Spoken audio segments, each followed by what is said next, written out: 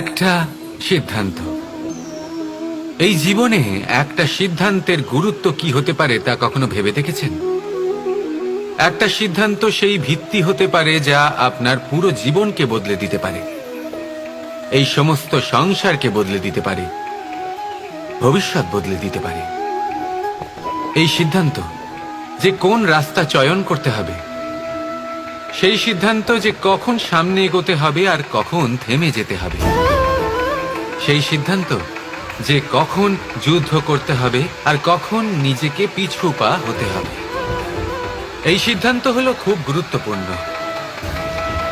আর আপনি তো এই সংসারে একা নন, তাই আপনার একটা সিদ্ধান্ত শুধু আপনার জন্যই নয়, সমস্ত সংসারের জন্য গুরুত্বপূর্ণ হতে পারে।